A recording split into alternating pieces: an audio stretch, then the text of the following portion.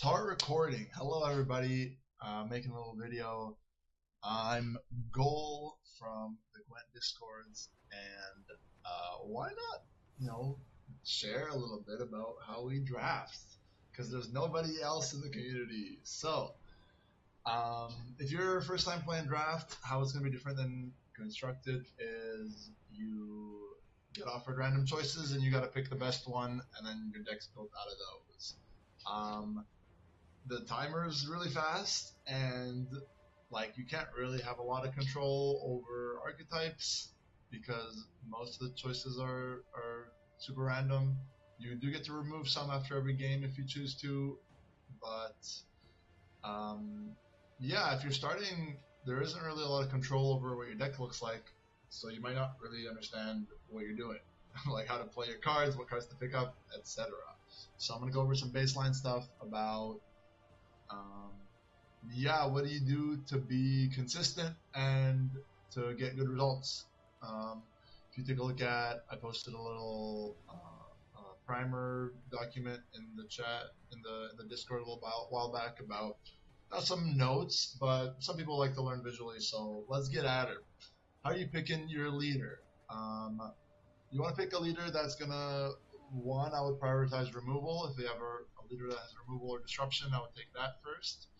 And then you kind of just compare flat point values. Like if you look at something like, for example, Shield Wall. Shield Wall has 6 total points if you ignore every other synergy. And it might be the case that you have 0 points of synergy. So this just might give you 6 points.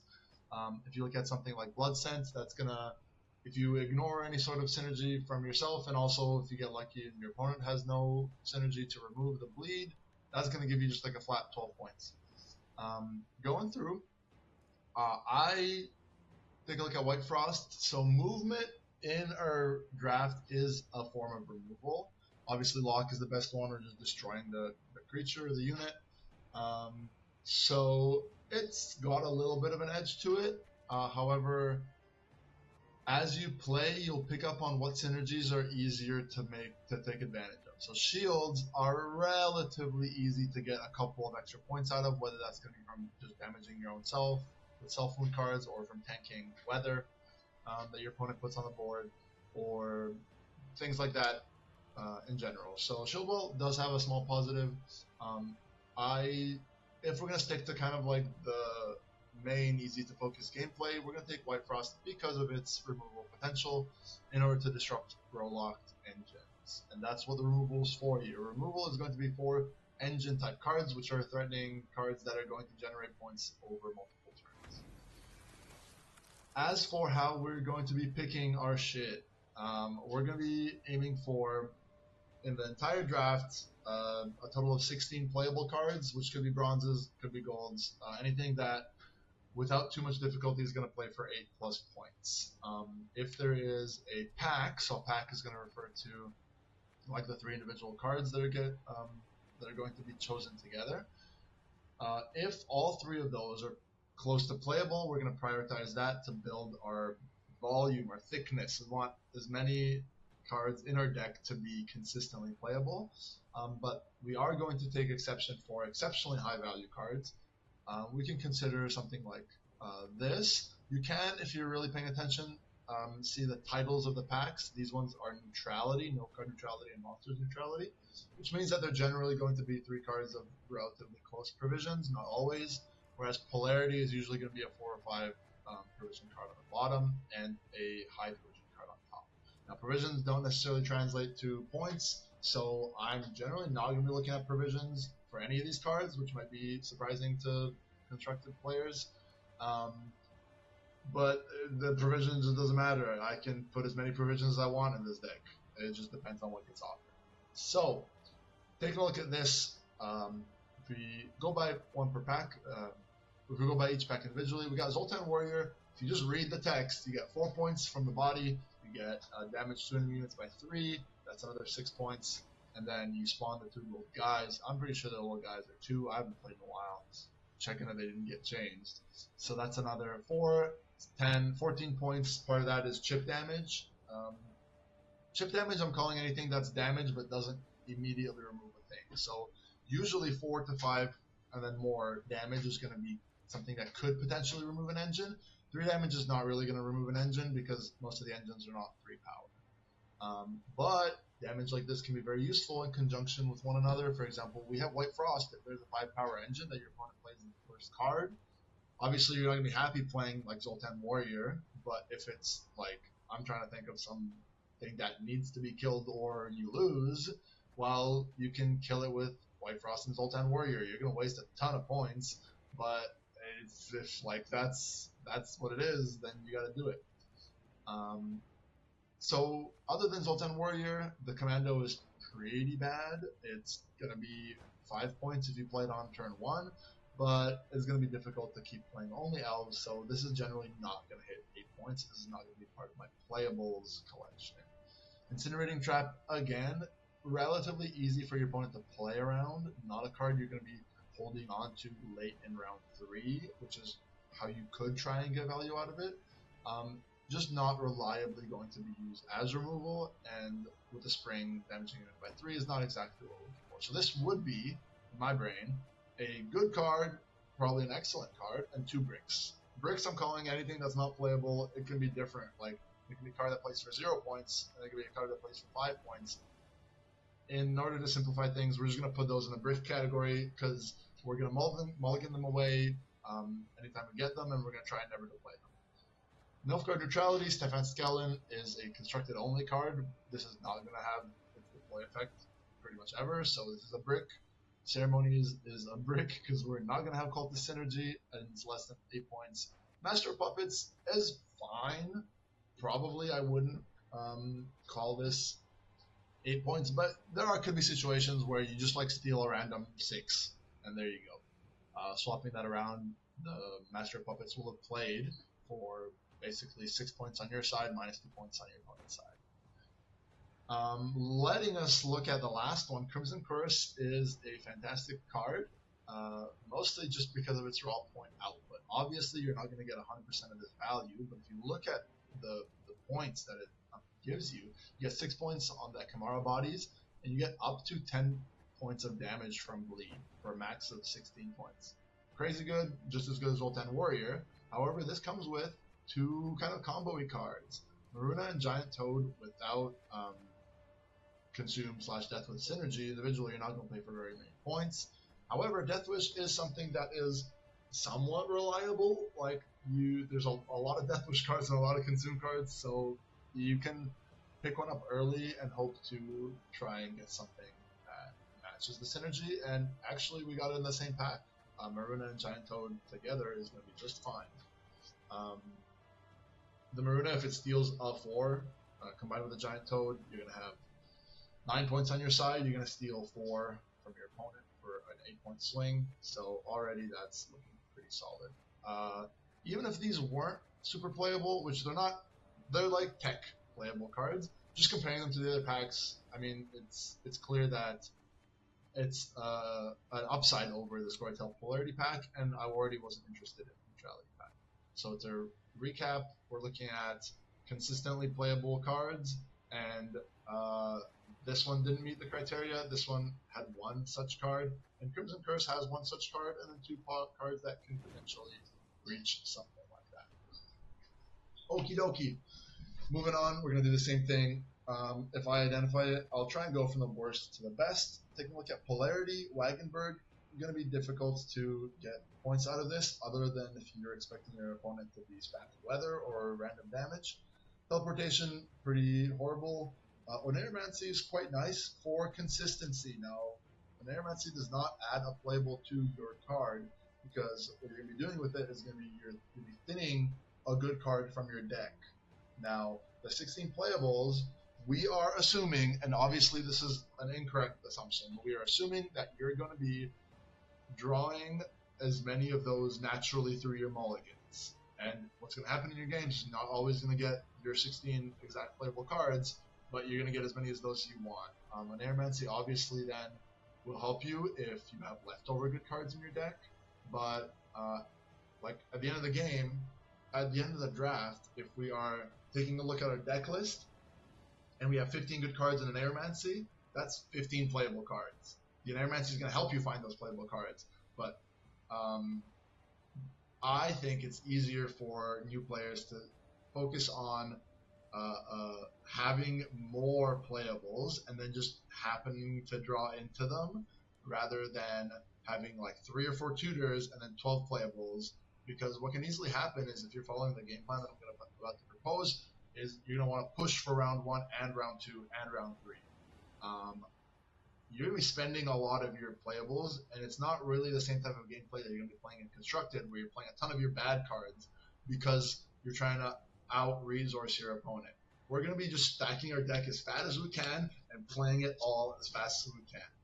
So, 2 bricks and a pretty good card, but not an actual playable according to the original definition. The Bowman is actually super fine. This is a 7-point card on its own, and part of the points, the 3 points that you can get from it is chip damage. And chip damage has bonus value. All removal is really, really good. I assign bonus value to removal in that case.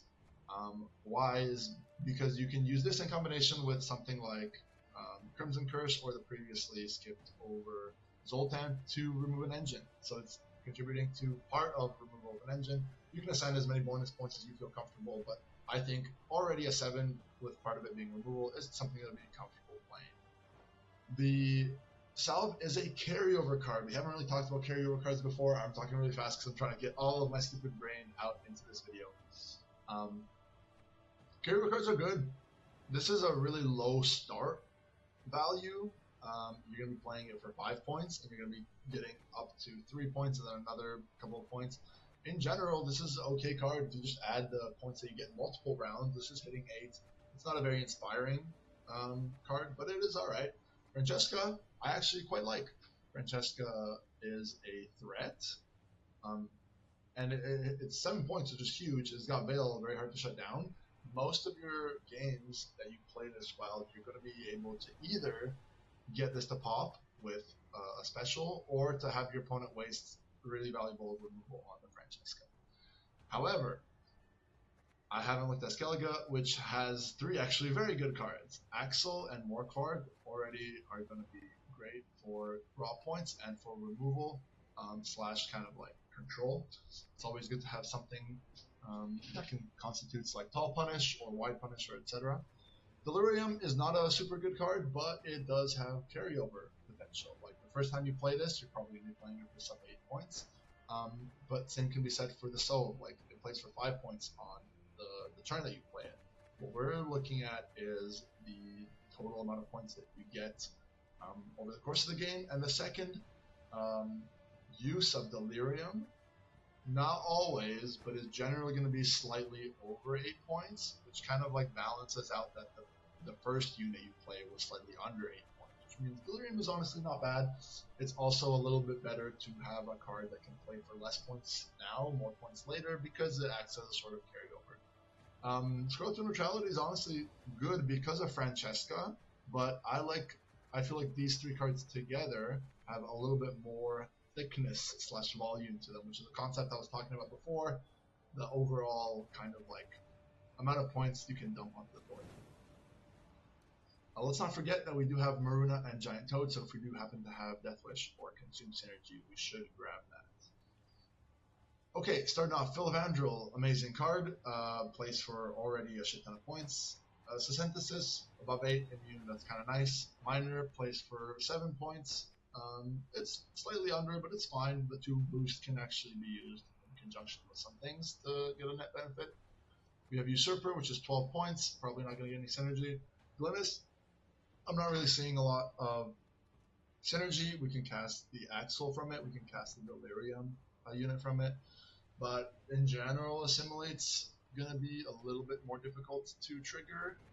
However, these are 2 pretty solid cases to make for the Glynis. Mastery Keeper, probably not going to happen. These are not tactics, so it is generally a bad card at the moment. We do have Devotion, which we will keep in mind for random stuff like Gales. Wild Hunt. I will quickly scan through my deck. This is currently a brick. Behemoth is a 7, but it does have potential synergy with random stuff that you might get that's Insectoid. And Goliath's a solid 12, and hopefully you're going to not have this die. These are solid packs, I feel like I would go for the one that has the least demand for combo and for synergy, because Glynis said the baseline is under the value, and we need to add synergy to make it catch up, whereas these two cards are going to be already baseline meeting our requirements and then offering additional advantages such as Philobanco. So I do like the Squirtle. Looking through, we have Syndicate. Syndicate's usually not going to be good just because they interact all well with other Syndicate cards, and so the first pack is not going to have any synergy. This is just a brick. This is a fine 6, but that's also substandard, and Witchfinder is a 7 with a couple of coins. But unfortunately, we kind of the coins won't be used except for potentially with the Executioner, and then together these two cards are barely playable. The fact that you're putting a bounty and you can use it to damage something is a potential combo. I just consider it a fairly weak combo. Henkaduke, Madman Lugos, Flaminica. Flaminica is a brick. I'm probably not going to consider a lot of beasts. Giant Toad is one. That's going to be it. Madman Lugos is actually pretty solid. We have both Crimson Curse and White Frost, which do have a little bit of anti-synergy to deal random damage to things.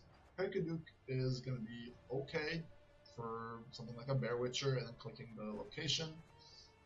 Taking a look at the last one. Curse Knight got buffed to 7. Damn, this was already a good card.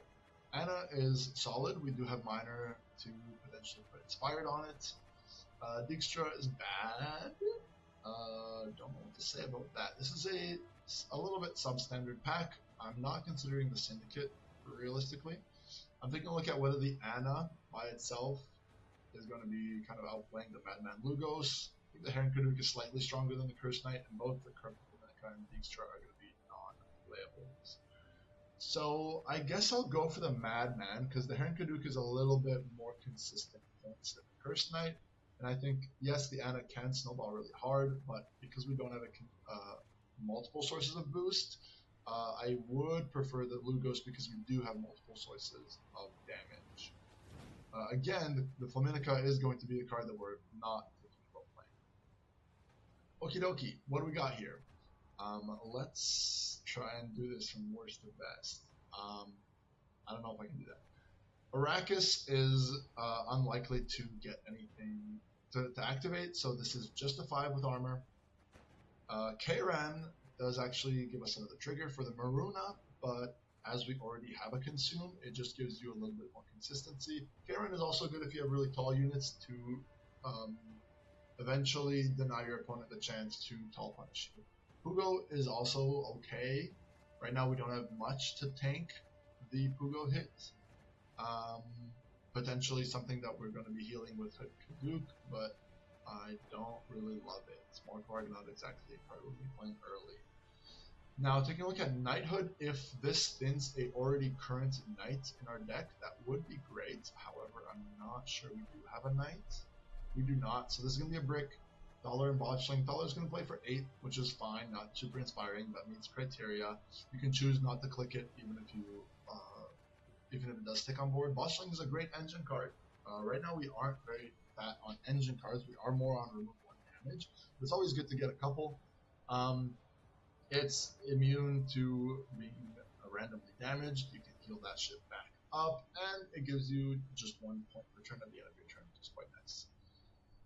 So we got a brick, we got a okay playable, and we got Botchling. On the other side, I haven't talked about Northcard Polarity. The Deacon is garbage, it's not playable. The Light Cavalry is not bad. If you do play this, for example, on melee, you can get 3 points, 2 points of damage for 5 points, 1 point of armor for 6 points, if your opponent is dealing with it. So you're getting 6 flat points, and you're forcing your opponent to have some sort of light damage, which is just on its own not super good. You can also consider to put this in the back, and then you will just be getting 4 points at the start, but it will be an engine that probably can't be dealt with, as it is just giving itself armor every turn. A 4-point to start engine isn't great, but it's something that can be considered playable. Most engines are going to be totally playable as long as they're consistently giving you 1 return. The Belgaforce Renegade, I love this card.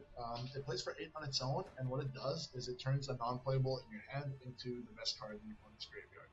which is just going to transform a non-playable into a playable. The difference in points from your worst card to your opponent's best card is pretty routinely 5+, like without even stressing.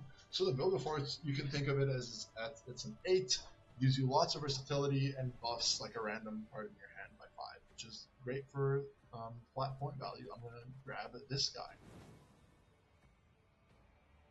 We got some Syndicate stuff, which we're not going to be taking. Blind Eye, no thank you. We got Sunset Wanderers, plus Peasant Militia. Bears got nerfed? What happened to Bears? I thought these guys were 6. Wanderers is great, free points. It is also not a playable because it's just going to come out of your hand. It's not one of the 16 cards that you're going to be playing in a typical 3-card round. We do have Philippa. Philippa is amazing removal. Meditating Mage is bad. Curse Knight is, honestly, it's playable. It's a 7, and it's got a transform effect, which can be typically used against bleed and against rupture and similar things like that. Or something with a negative effect, which we currently don't have, but something like Goliath. 2 playable cards and a bad one is pretty solid. Sunset Wanderers, if we had a absolutely insane deck, I could consider to smash on extra points onto our already thick deck. So I'm going to be counting how many playables we have. We have Wilgefortz, which is going to count for 2, Filavandrel for 3, 4, 5, 6. I'm going to consider Maruna right now. Not really sure where I stand on it. Let's skip Maruna for now. We're at 7 for Delirium. I'm only going to count it once because the first time you play it is not great. The second time you play it is pretty good. So I'm not really sure where I stand on this. Obviously, like, you could count it as 2 because you will be playing 2 cards, but it's right on the bounds. It's kind of like Maruna and Toad, and since I didn't count Maruna and Toad, I want to give this one at least 1, even though it's not quite on that level. We were at 1, 2, 3, 4, 5, 6, 7. Kaduk is fine. 8. Lugos is going to be fine. 9. Axel for 10. Light Cavalry is going to be good. 11. So we're at 11. We have 3 more packs to pick up in a stratagem.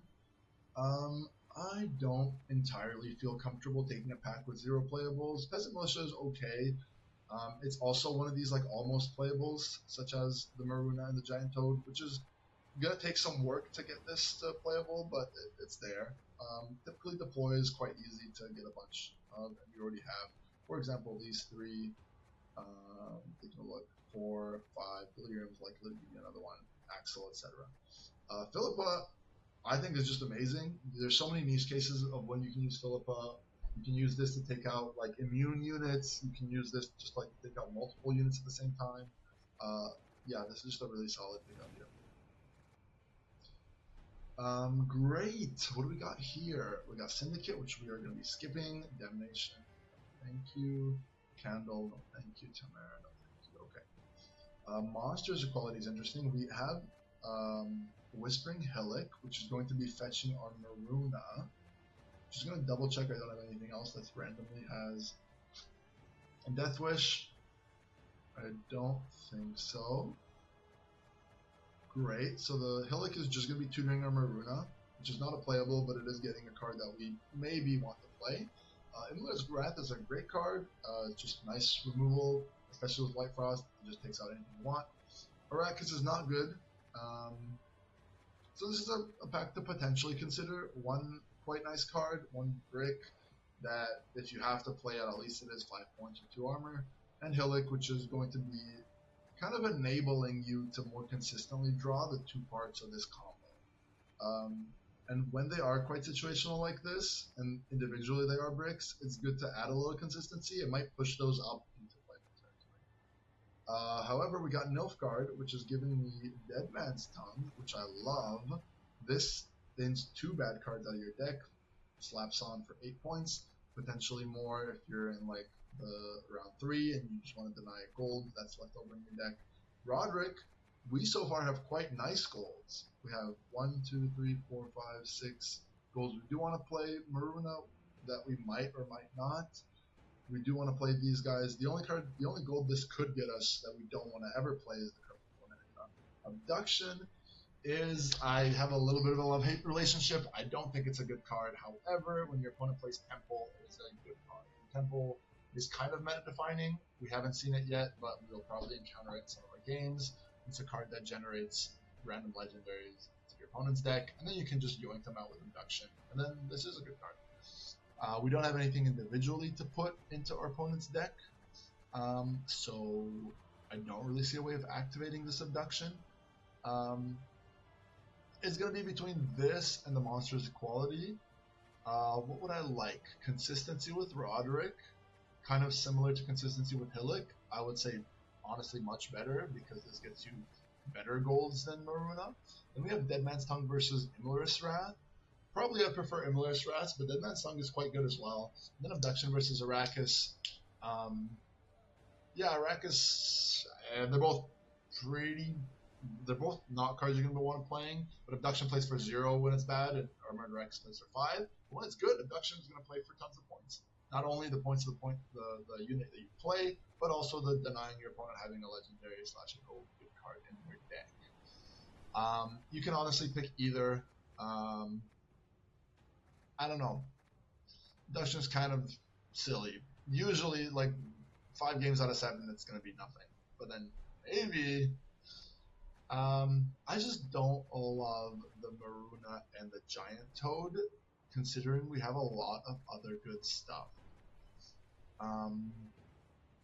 Yeah, Giant Toad is not going to come out a second time, so it's a pretty weak consume, which means I don't really love playing it. Yeah, I guess I'll go for the Dead Man's and the Roderick. It's a tough call there. I could definitely see the benefits of both. We got Milva, which is typically not going to generate stuff. It's difficult to get a consistent amount of moves on your side of the board. Xavier, I mean, it can interact well with Miner, so that's not horrible. But again, this is just a solid 6 deal 3. This is fine. We have another Vilgefortz Renegade, Kingslayer, which is not going to be playable, and Amnesty, typically going to be difficult to get something to 3 or less power. But it's like borderline okay. I don't love it though. We do have Devotion for it, so we will be getting the bonus 2 points. On the other side, we have Rafards, Anastringer, and Kaerseren. I do actually quite like these 3. Now, I did say Vilgefortz is great because it counts as 2 playables. It will replace the worst card that you can. However, I just think all 3 of these are quite nice. Rafards is a very low point total, but playing it round 1, this is a very high threat card. If this gets to activate even once, you just play like a Cursed Knight, and it's played for an 11, which is excellent, and it's also thin a medium card out of your deck. Like even playing this for a Miner, this plays for 10 points in total. Miner was not a card that you were going to play, and now it's not in your deck anymore after let's say you would have mulliganed it. So this does thin a bad card out of your deck. Anastringer, I've already mentioned, quite solid engine. We have 1 card that can boost it, which is okay. We have Dead Man's Tongue. Dead Man's Tongue is actually a decently strong interaction because the boost is significant, can be easily chipped off. Kaerseren, the boosted unit in your deck is actually quite nice.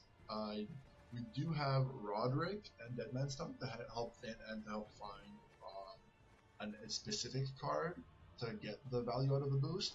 And in general, you just play a Griffin Witcher. And the Griffin Witcher is just an amazing card. It's a 5, and it deals 1 damage every turn, and if it lives a while, it deals 2 more damage. Now, do I want to take 2 good cards, 2 good engines, and a slightly lower power but high payoff card? Or do I want to take a very consistent Vilgefortz and a brick and a pretty subpar Amnesty? Difficult to say. The fact that the Vilgefortz, even though it does count for 2 playables, this is generally only going to be good in round 3. You can't really play this in round 1 unless you're removing everything starting from round 1.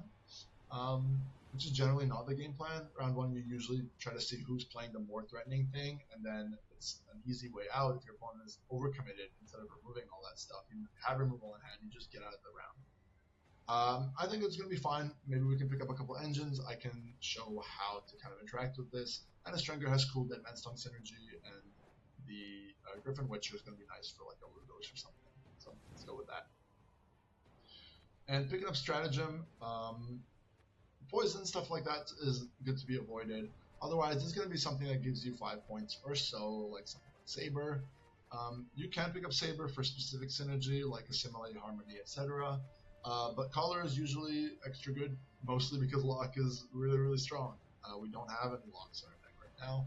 A Lock typically shuts down an engine. If that engine wouldn't have gotten shut down, this is easily 3+ points. So we're going to snap it for that.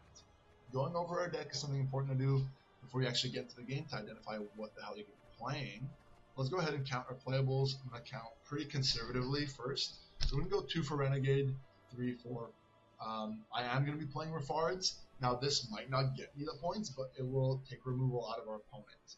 And if your opponent uses, let's say, a 5-point removal on Refard, then realistically, there's like fake points that were added to both sides, right? You were saying this is worth 8 points in case it pops off, and then it was removed by 5 points. That 5 points is worth more points in case that pops off. In general, in round 1 especially, I think it's very worth to try and play vulnerable cards that can really have a strong effect. So I'm going to count that as a playable as well. We have 1, 2, 3, 4, 5, 6, 7. Skip Abduction. 8. I'm going to skip Maruna. Let's count 2 for Delirium. I think it's probably worth playing both times. Where were we at? 8, 9, 10. Kaduk 11. Seren 12. Lugos 13. Anastringer 14. Axel 15. Deadman Stun 16. Roderick is just going to be finding us one of those cards. We're already at a pretty healthy 16. The only thing that was a little bit of a stretch was the 2 Delirium. And that also didn't count the Cavalry, which could be good, the Curse Knight, which could be quite good. And in general, yeah, I also didn't consider really the Maruna and the Giant Toad. Those are the only kind of exceptional other cards. Maruna, probably if I have both in hand, I will be focusing on mulliganing away the other cards. But if I only have one in hand, I will probably mulligan that card. It also depends on like what your opponent's leader is. For example, if they have something, I don't know, like fruits, that's going to be generating a lot of small tokens, then the Maruna is generally not going to be quite as good. Okay, feeling good. Let's play a sample game, guys.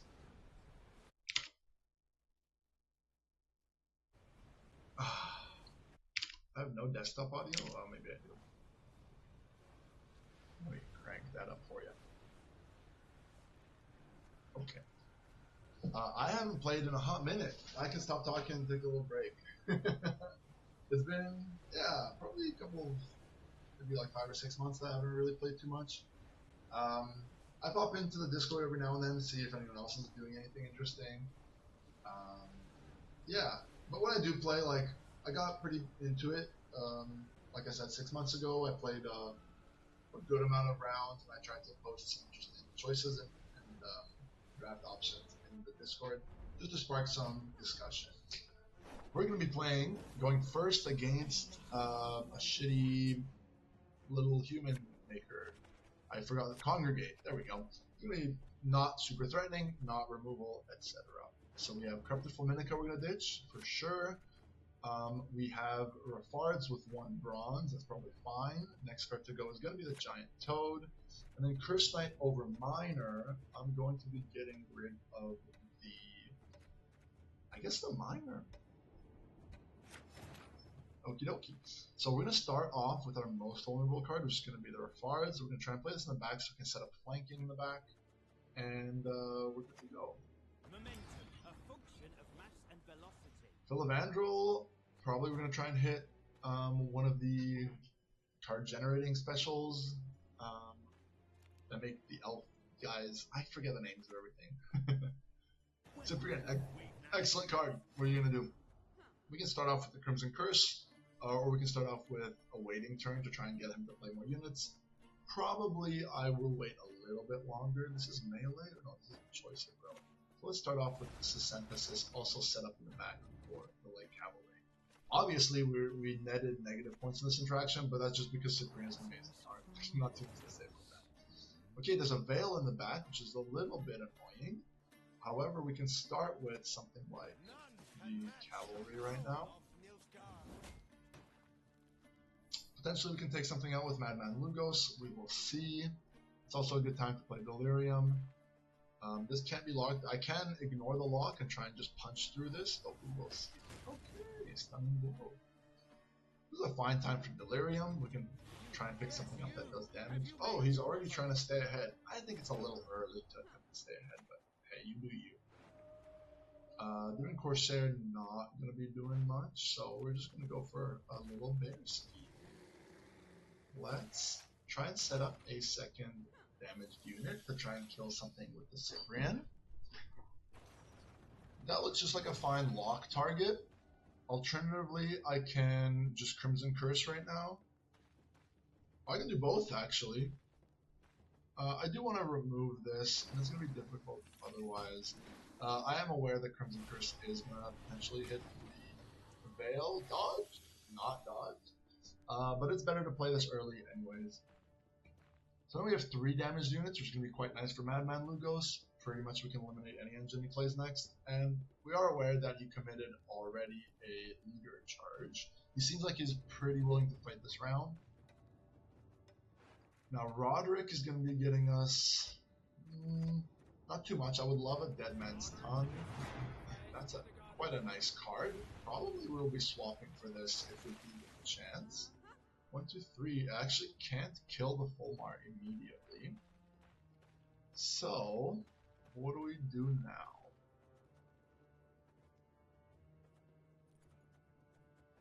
Yeah, this is quite difficult. I think we're just going to have to take the hit.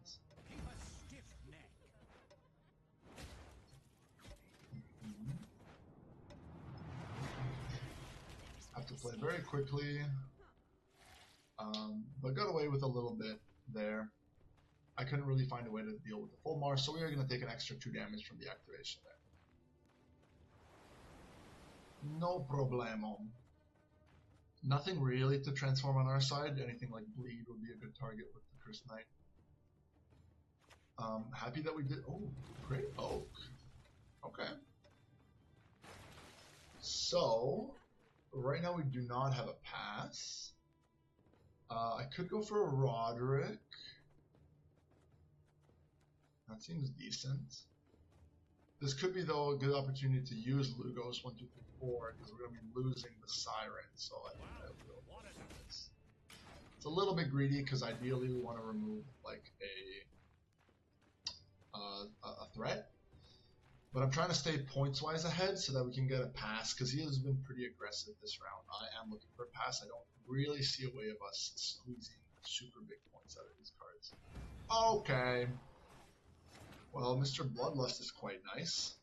If we do want to kind of play, we're going to have to go for a Roddy. Dead Man's Tongue is great. I don't want to switch to nothing yet. Let's go ahead and delete. Wasn't there like one that was a little bit better than the other? I don't know. Okie dokie. Now, I do give him a pass, but I'm okay with that. Nothing wrong there. Really can't win everything. Wow, and a tier. This is just really, really good. I mean, he's playing excellent so far. Don't really see a way to get out of this right now, so looks like we're just going to pass. Alternatively, I can play 2 cards and still not be able to complete with the tier. This is quite bad. Okie dokie. Well, sometimes you just go second and it's bad for you. I guess the game plan is we can even take the Regis with, if we find our Bilger Forts. We have our second Delirium. These are honestly okay. Could mulligan the Cursed Knight. I do feel like I am going to need some better cards here. Duke. I mean, we have our goals. These are all cards that are considered playable. I feel bad putting them away, so I am just going to hold. If he does pass, we can drop Axel or something similar. He's going to be pulling out the little guy. I guess Kane Seren has to be what we start with. Now, do I want to play leader here? Probably don't have to now. He might all in us, and then we're going to be a little sad, but I do think we can take this with Axel if he passes. This is looking rough. So far, no targets for Morkvarg. I think I would like to take the Regis if I get a chance to, but I think it's just going to banish itself. Okay, Rience is a little bit annoying, and by a little bit I mean a lot of it. Can't do a whole lot. Let's go for Delirium. Ryogon does nothing. The other one also does nothing. That sucks. Do you have anything to interact with this? Not particularly. Okie dokie. Looks like we're probably just gonna have to get out of this. Wow, worst target too. This looks like a pretty big L. I'm gonna have to pop both of the Weiss Frosts next turn.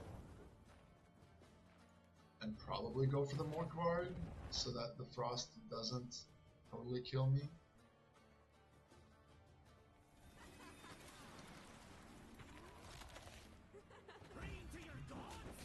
Yeah, Kersaren, I mean I might as well. I probably should have done last turn. What's a card that I will almost always want? It's probably the Morkvarg.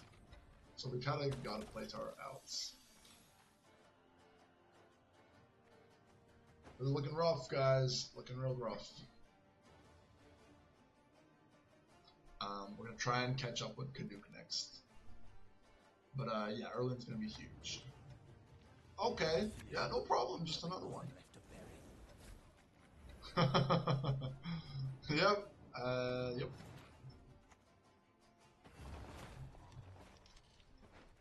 Let's go ahead.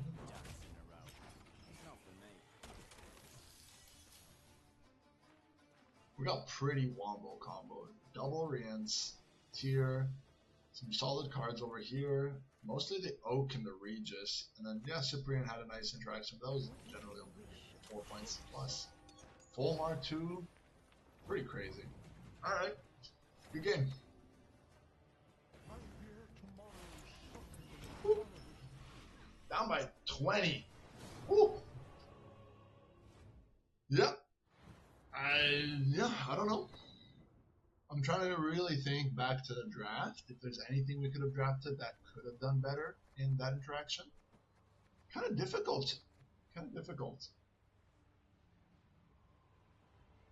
It's good to go over, kind of like try and identify what it was that made you lose the game. It was just honestly really high card quality from our opponent. I'm not going to stress too much about that. So when you're choosing packages to throw in or out, you're going to be thinking about is the card that you want, is the package that you want that good that you're willing to risk the quality of what you already have. The quality of this is alright so far. What are some of our better packs? I guess some of our better packs would be, I like the Philavandrel pack. Vote Force Renegade came with the Light Cavalry, which is fine. I think the Axel, the Skellige pack was solid. But again, I think if you look at the document that I have in the Discord, I do kind of identify the top cards that you're going to be looking for. Those are usually going to come in packages that are one good card and two not so good cards, which makes sense that we didn't pick any of them because we didn't take a lot of those types of polarity packages. But good to think about this deck already having a sufficient amount of playable cards. Now we might be looking to upgrade this deck with more excellent cards in exchange for having less consistency. Cleaver, again, Syndicate, not really something I'm looking for. Vincent can be very good. Vincent, Viper Witcher, has interactions with Abduction. And Glynis, previously I said we didn't have a lot of triggers for it. I'm going to recount. Renegade does get us a Glynis trigger. Philavandrel gets us one. Abduction would, again, not really planning on playing that one. Delirium would. Kaduk and Kersaren actually both give us assimilate triggers, which is quite nice. Axel does as well. So we do have a decent amount of them. But might be more playable to think about taking this. I'm not a big fan of the synthesis. Just in general, it's quite difficult to pop off with that. So, do I think it's worth adding this pack in order to take out a pack from here? What pack would I want to take out? Great question. Like the Vincent is the thing that I'm looking for the most to throw in. This will be spot targeted removal on anything that has a status, which is sometimes important. It can be something that has Doom, such as Dana. It can be something that has Veil, such as Francesca. It can also be something that your opponent is trying to protect with a leader like Shield Wall or Carapace, which is why Vincent's very effective against those. I think it's not significantly worse. I don't really think we're going to run into an issue where we're taking out a pack significantly better than this. So I think it's worth going for. We might end up removing this immediately after drafting it, but I will try and take a look at what are our other options. So we can't say, no, these are better packs that we had before. We're just going to get rid of the Nilfgaard pack. I can take a look at the other two. We didn't get a chance to play Philippa. Would Philippa have saved us?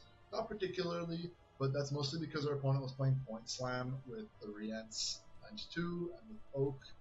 There wasn't really a lot of opportunities for us to use removal to get ahead in points.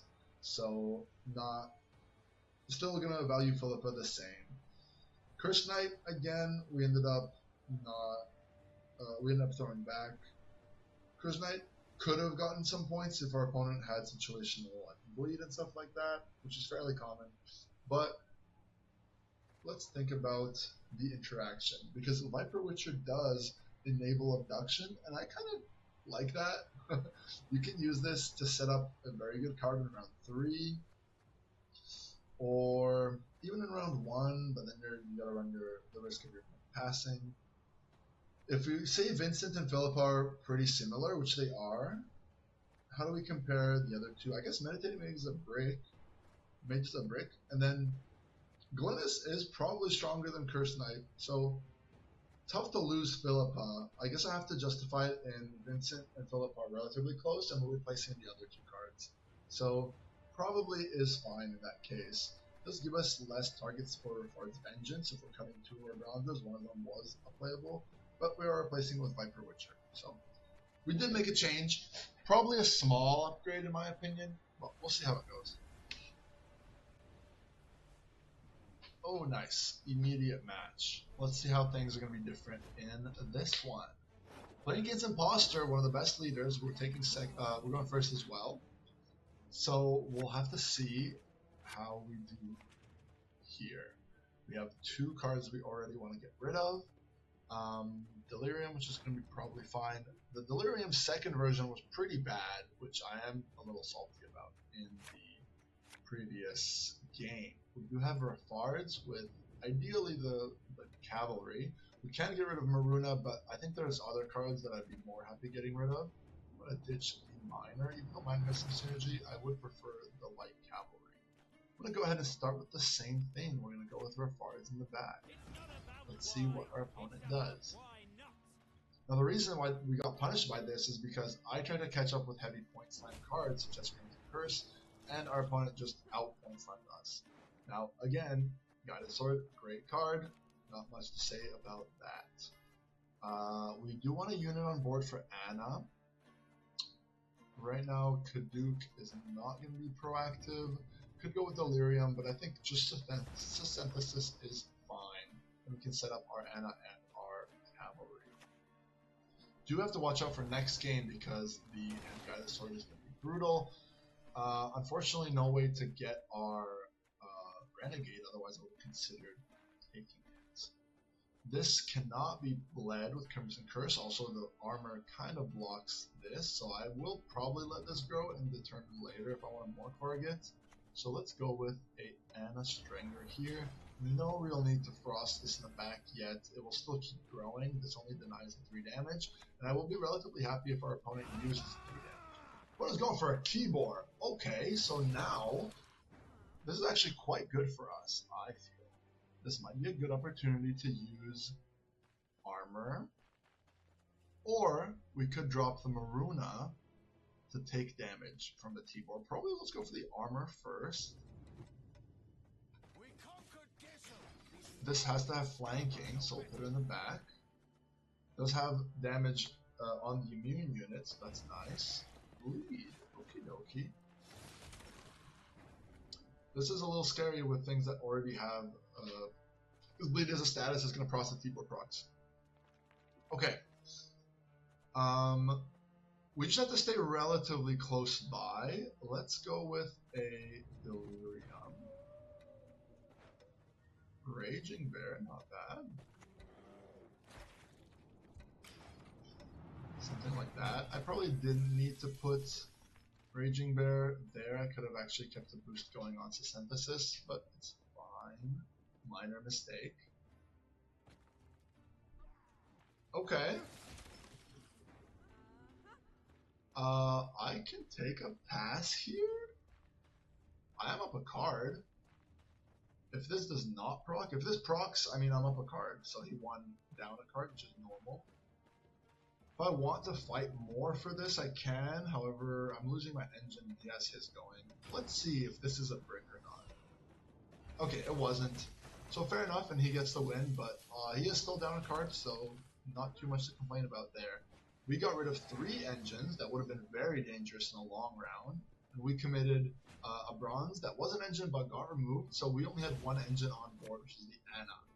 Now, we got a pass in a situation where it was relatively okay to pass, and we got to shut down 3 units from our board. Abduction, probably not going to be playable without the corresponding bronze card. We got the corresponding bronze card. Now Maruna is not playable. I am going to keep the Viper Witcher and ditch the Maruna right now. And we got the corresponding Death Wish. Sometimes it just be like that. Now, can we deal damage to this multiple times? I mean, I don't want to start off too strong because he still has the option to pass on 7. Why don't we see what the Delirium has? Or maybe we can even play Kaduk to carry over the points. I am interested in the Delirium. Honestly, not great. But will this? No. I was wondering if the Morkvarg is going to pop back out, but it didn't. That's sad. So yeah, I thought he might go for a pass here. Not a lot of options. If I go Viper Witcher, I give him another Ratcatcheress, which I'm not super enthusiastic about. I can't actually play the Toad. It's not enough points. So it looks like I'm going to play the Kaduk and carry over the ability. What row do I want to play this on? Honestly, I'm not super paying attention. I guess I'll put a big unit in my back, in my graveyard. Maybe that wasn't a great idea. I didn't have a super amount of time to consider which unit I wanted to put in my graveyard. So next I'm probably going to be getting rid of Giant Toad and then Viper Witcher. Lots of cards to get rid of. Not super good. So Flamenca first. We do have Maruna, so it is going to be the Viper Witcher. I'm going to keep the other 2, and let's see how this happened. We ended up with Abduction. So what can we do with Abduction? Probably nothing, huh?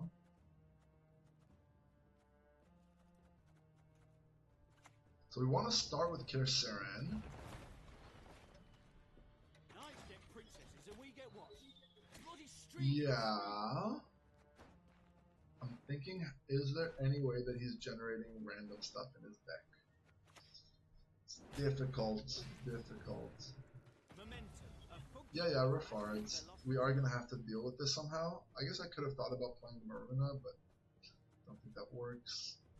Crimson Curse, not going to do it. I think I'm going to have to go for the Vandrel. I don't see another way to immediately take that out. Let's go for a backup plan. More likely than not going to kill. That's nice.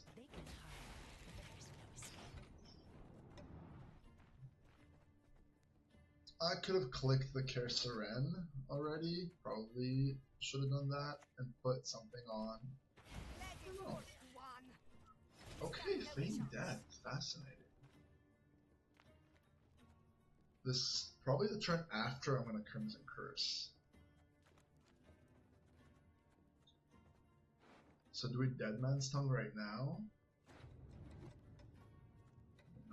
gosh. I think we gotta play the Maruna anyway. So let's see what happens. Did you think me blind to your desire for my throne? Okay.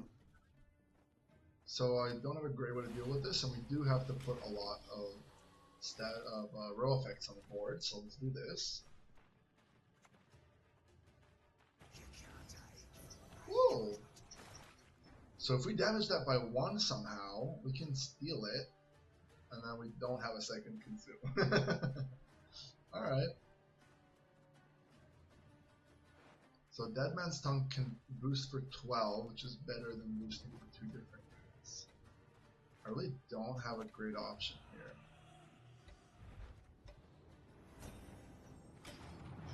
We aren't going to have Last Say. It's a little shit putting this boost out on the board so early, but we'll see. Whoa! Okay. Now we have a trigger for abduction. This is big. So, what the fuck are we doing now? Now we're eating the Maruna.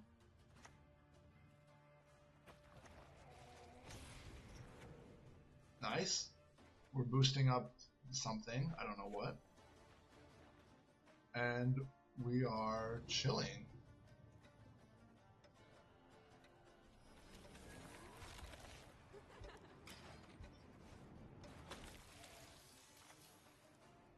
Meave? Okay, we need to kill Meave. Or we need to play Meave. Jesus Christ, how do I do this? If I smack the Meave down, I'm gonna have 3 units. It's gonna be... It's probably worth trying. Oh god, this is very difficult. Okay, we can kill this with Madman Lugos next.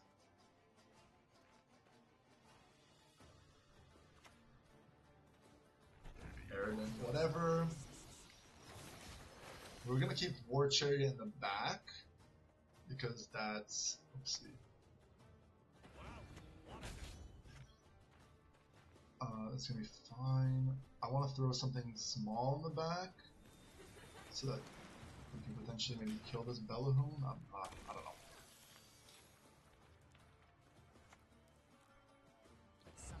Yeah. Okay, what do we want to take?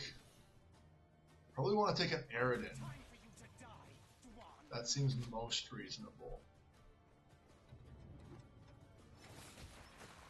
But Eridan, we're not going to have 2 turns. We're going to only have 1 turn.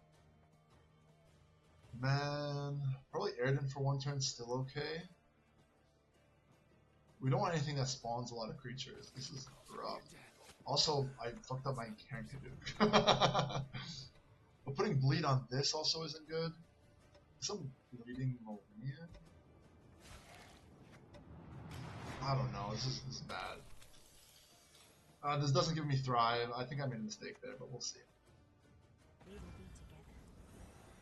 Naught can stand in our way. Now, this is scary because you can just like have infinite with Eldergirl.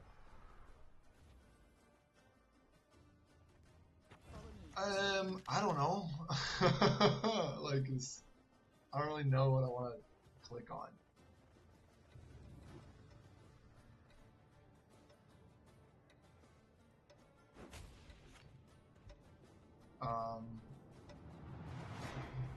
Yeah, I'll take this point.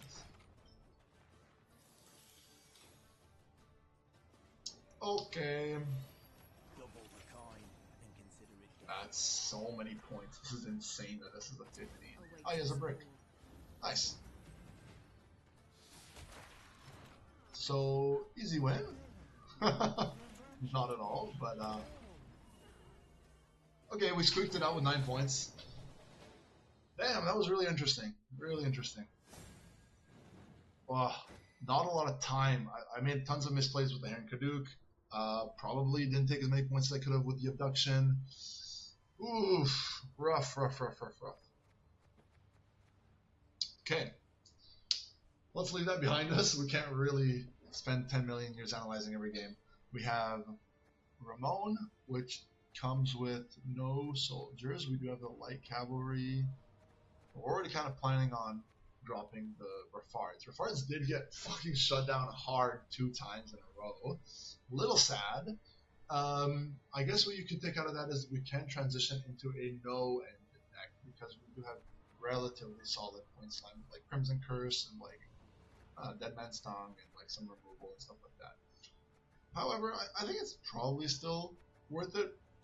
It was mostly just devastating because we were going first on both rounds, and our opponent played kind of like not only removal, but removal plus carryover or removal plus a body. So because I don't love there being only one option for Ramon, probably not going to be taking this. Isabel can be good if you win round 1, so that you have last say. Already commented on Blaze. Phantom and 2 Consumes is cool, but like, I mean, I don't really need to trigger Maruna every time. I think this is a skip. I feel like the Phantom and 2 Consumes is not really going to be better than a random pack we get. So, let's see how game 3 goes. A little still tight. Still tight. Our opponent did have leader advantage, in my opinion. Yeah, Tibor round 1 was a little suspicious. Okay, opponent has Invigorate, and we're going first. Great. Not great. I'd prefer to go second for the new players. Lots of cards to ditch, though. I am holding Vilgefortz. So we'll see. Let's get rid of the worst cards. Okay. I can lose a minor. Okay, we do have Maruna total. Dead Man's Tongue for Anna. This is so difficult. What the hell am I gonna do here? Open Delirium on an empty board seems a little strange. Open Maruna gives our opponent an opportunity to avoid playing it. I think we're just gonna go with Anna. Maybe I could have thought about playing a melee if we needed to play Philobandrel, but I'm thinking like Maruna into something. Okay, that's a little scary. Yeah, we'll see. Probably just gonna kill that with the collar. Or maybe we'll go for Delirium to see if we can get something. So this doesn't quite kill it, but it is what it is. We can damage the Anna, so that when we boost it later by Dead Man's Tongue, it can be less vulnerable to reset. That's bad. Let's see. I can't really put a status on that to Vincent it. Let's go for a Dead Man's Tongue and see if that's good enough.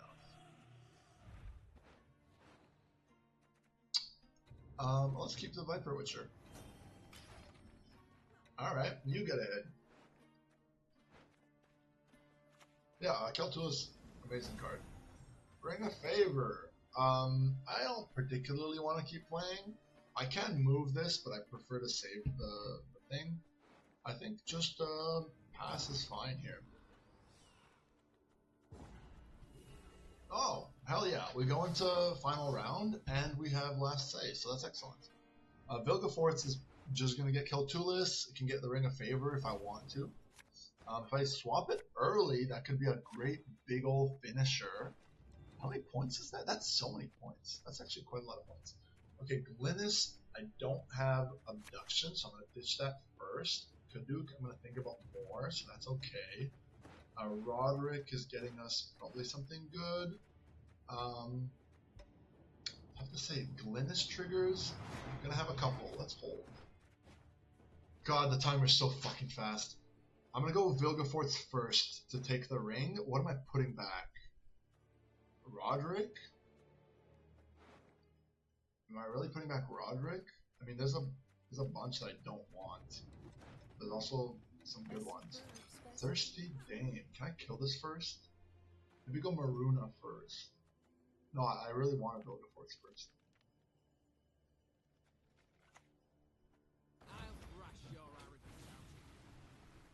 And probably the Roderick. How many triggers are we getting out from Glynis? 1, 2, 3. Yeah. Okay. I could have weathered this as well, but we'll see how quickly he's going to be boosting it, because I can also go from that way. Opponent's out of here. I think he just saw that we took the ring and he's out of here.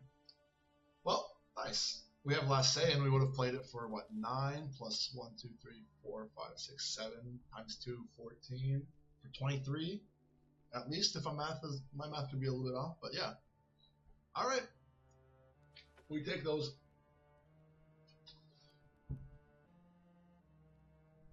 Do a little stretch. Okay. It's good to stay active.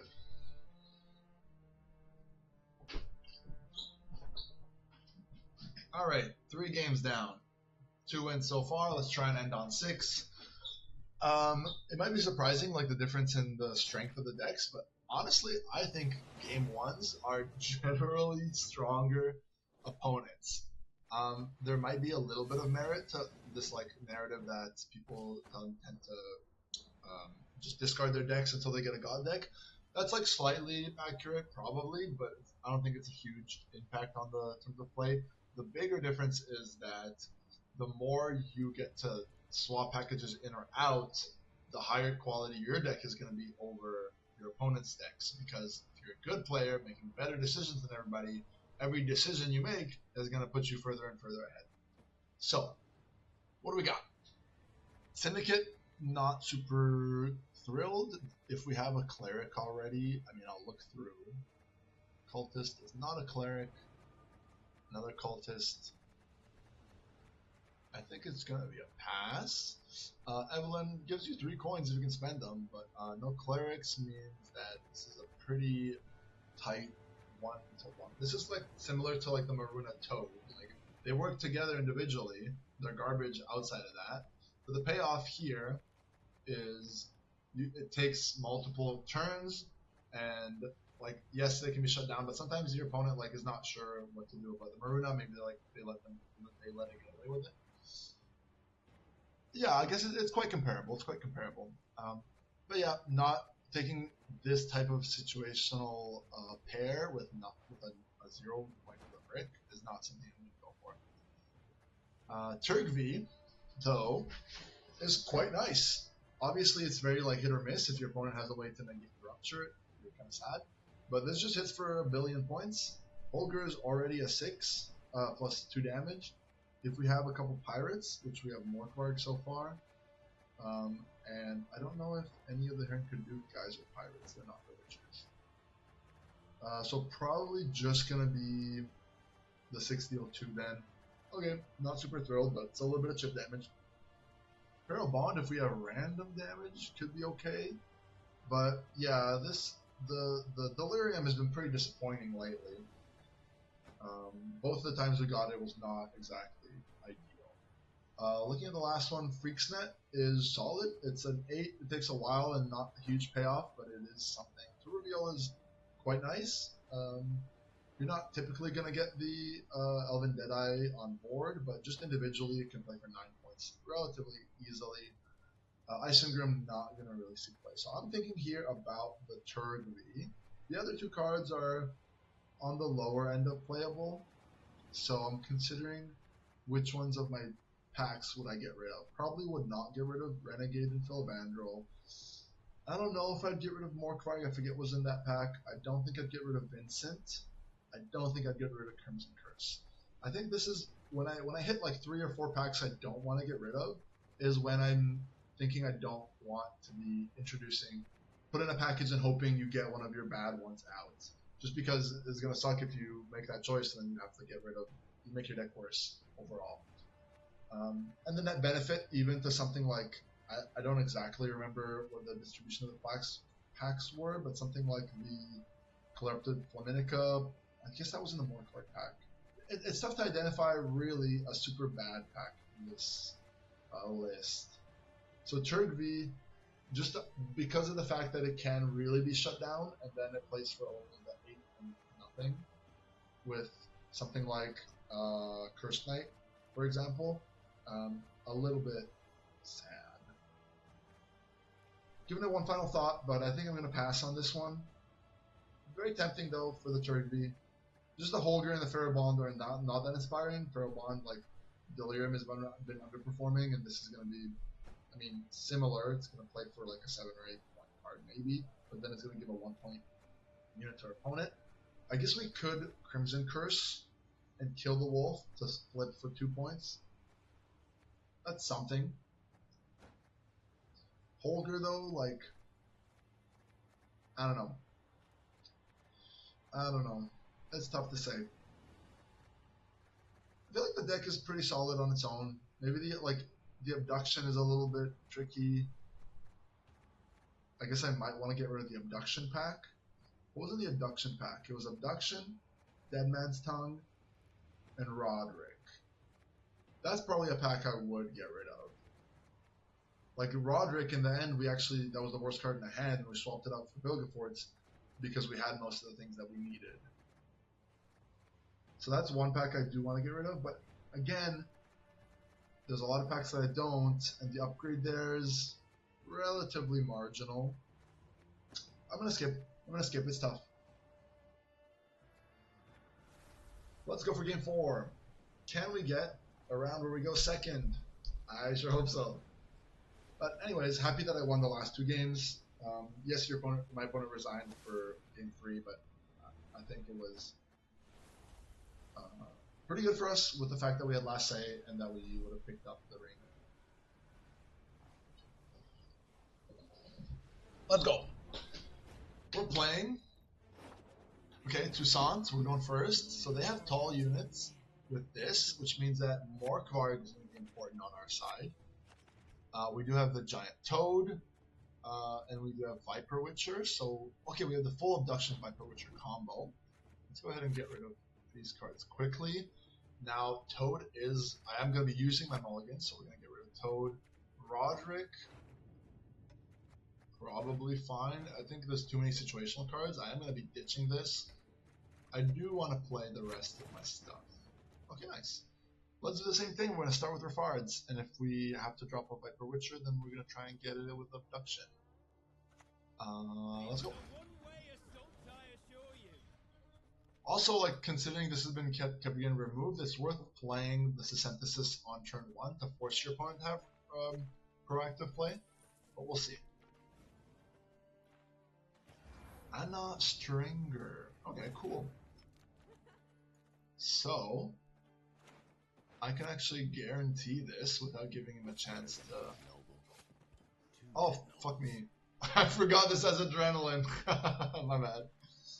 Alright. Sometimes you make mistakes. I'm just gonna go Delirium. I'm not gonna lock this for now. I'm gonna see if I can kill it some other way.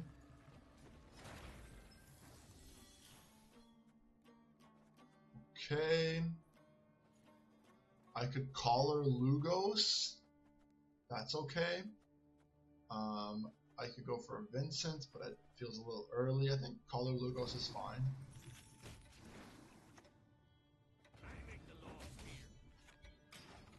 We get to shut down 2 engines, which is nice.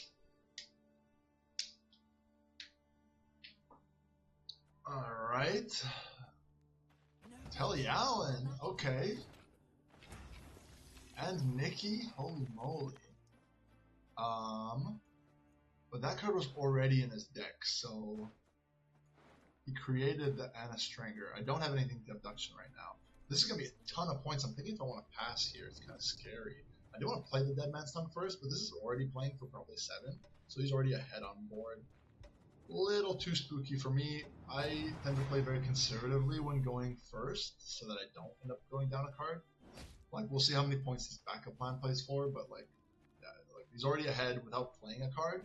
That meant that like the card that we play right now has to make sure to overtake this Trahan.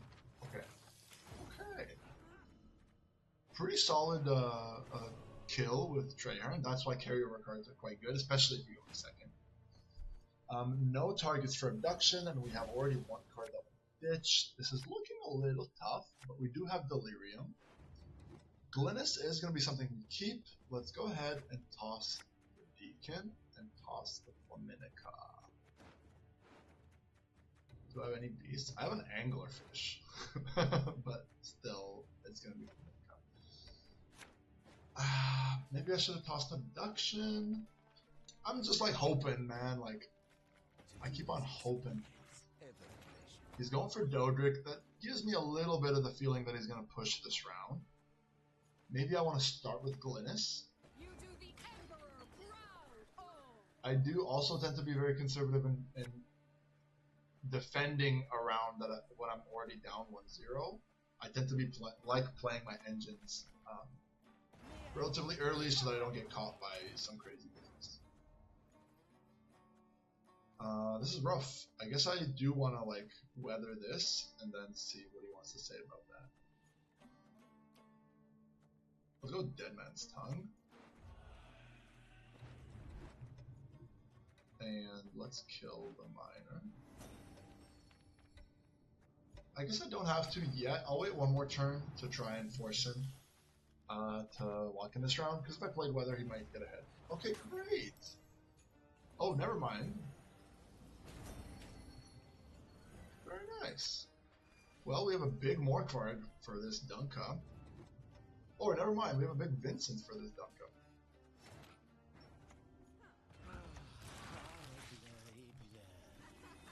Okie dokie. So now you gotta pass, or otherwise you gotta fight for this round. There's the boar. Okay. What else now? So my problem is the abduction is quite bad. I don't think I'm gonna have a target for it. I'm gonna set this Kaduk up for a Bear Witcher. That's the best I can do, I think. Let's go for Delirium and see what we get here. Dark is nice. Let's go for Olaf. Okay. So Olaf is nice because we can damage it with the Bear Witcher Quartermaster. Never mind. Alright. So now we're probably going to go for the Bear Witcher heal synergy. This Milton's pretty annoying. I'm going to let it boost and then more target. Still don't really see any abduction targets. Let's go for Synthesis to create more immune shit. And nothing really to use leader on right now. Tricky. Oh, okay, that's a great Morkvart target. Bigger probably than this is going to be. This is a +7. This is going to be more. We're going to let that tick. So is this active? Adrenaline 4? It is active. We're going to go with this. And Bear Witcher. Need a hand? Just chop one off.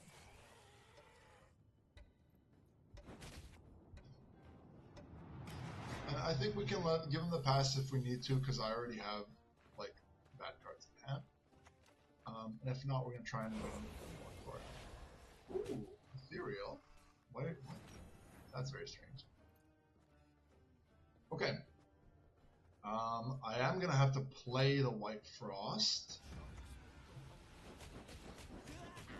to not lose. I guess, mostly because I have bad cards in hand. I'd rather keep the card, in case he has two really strong cards. The fact that I have 2 bricks, I do want to get the most value out of my leader. Okay, well that doesn't do nothing. So I can play Abduction now, but then it's going to go on top of my deck. So I feel like I'm just going to play the Maruna, and our opponent's out of here.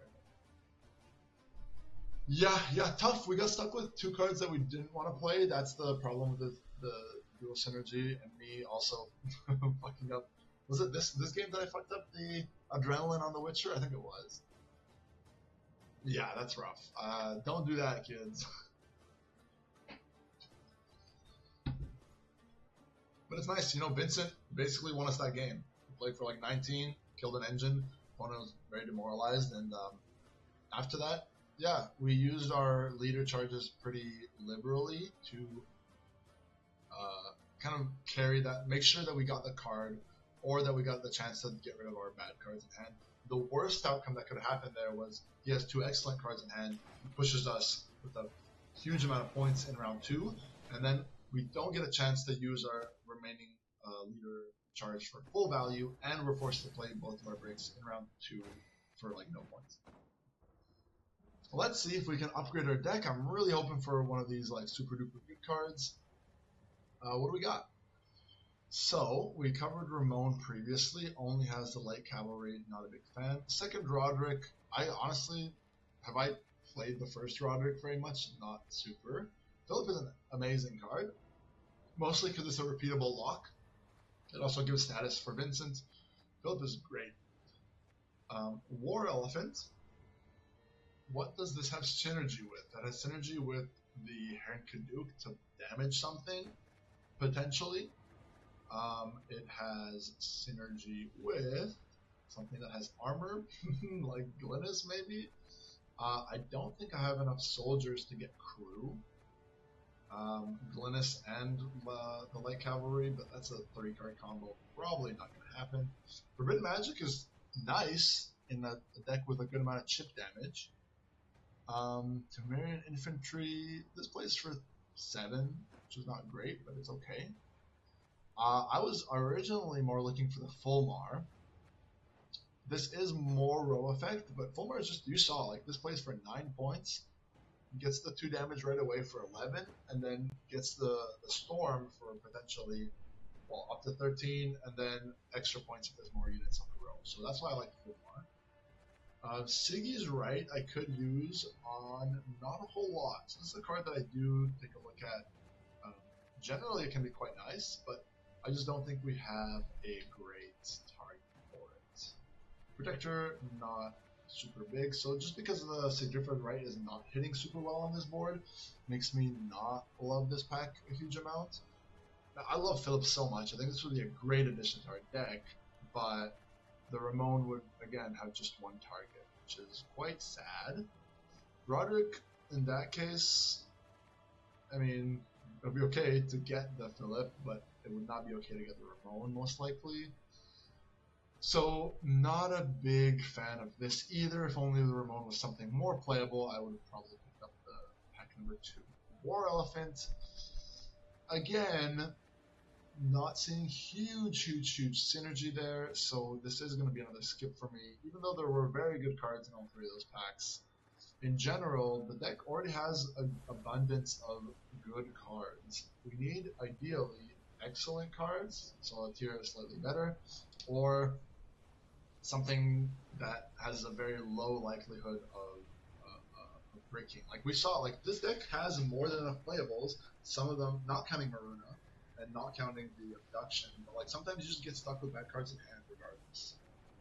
And all the mulligans in the 4 games that we played so far, we were not taking any mulligans on cards that were potentially playable. Like stuff like Refards, well, now we're getting into a game, but it's never really a good idea to get rid of a good card with the plan of getting it back later. We're going a second. Excellent, we're playing against Harmony. Let's see what we got. He's got Collar, excellent choice, my friend. Now we have 1 fewer mulligan. It's probably going to be on the medic on the Deacon. That's going to leave us with the Viper Witcher, which we'll hopefully wait for the Adrenaline on. And we are chilling. The Roderick comes in.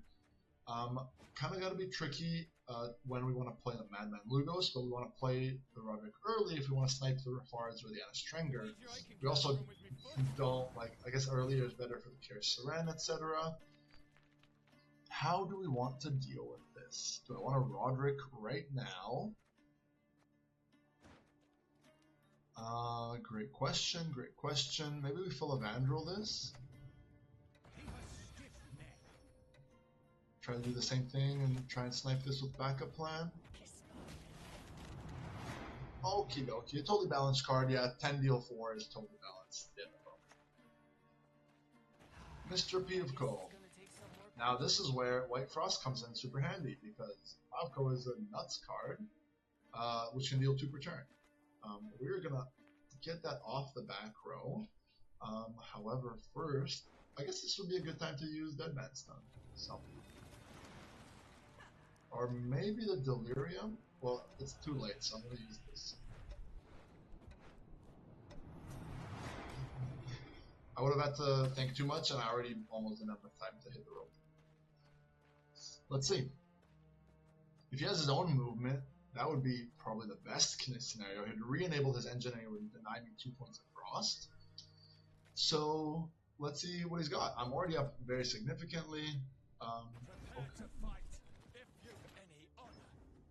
Very nice, very nice. I don't have a great way of dealing with that actually.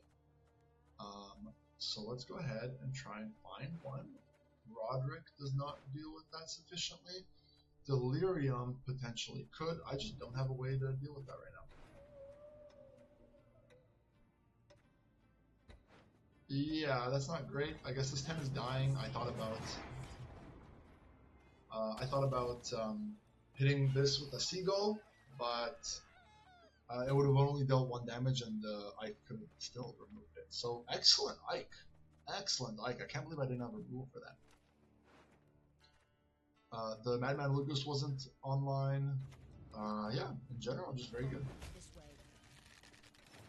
What is he trying to do now? I think this is probably a good time for the Roderick to try and get one of our early guys on. Don't want to play Madman Lugos, but Kaer Seren is great. Griffin Witcher sounds nice. He does have a lock if he wants to use it now. Holding on to the Viper Witcher could also have gone with the Light Cavalry, but I wanted a chance to use both of those. Okay, now Revenant. Revenant is supremely scary. However, we can actually kill it. Oh, I lied because he played Forbidden Magic, didn't he? God damn. Fuck me. I mistook something here, so that's on me. I gotta play a card, so hopefully I got that on board. Yeah. I totally got duped by the Forbidden Magic. That's my bad. He's gonna go for an excellent play here, and he's gonna get ahead. So that's really rough for me. Now I could go for a Viper Witcher pass play. This is kind of rough. Definitely a big mistake using the second White Frost charge. Once I saw that I couldn't kill a Revenant, should have just let me get ahead. Viper Witcher, I guess I'll hold. Yeah, that's on me. Totally my mistake. Yeah, excellently done. Now he gets to do the standard, you know, win down a card, but he's got complete leader advantage on me, so that's totally my bad. And we started that round with like a 16-point advantage versus the Popco, but we couldn't find a way to deal with fucking Ike, which is crazy. So we're probably gonna have to drop a random card to win the round, which makes me kind of want to hold on to the Flaminica, but if he pushes. We have Abduction, Viper Witcher. I think I can hold this and just drop the Maruna if I feel like it. If he wants to dry pass. There are very good cards that I want to pick up. Young Calviniate. Very well done. Now we are going to fight for this. How are we going to do that? Also, I might want to consider, do I want to take the Calvate? That will give us some very good stuff. That will give us the 12, 9, 8. What's the 10? We're gonna have to mulligan that. Let's get ahead with like a synthesis probably.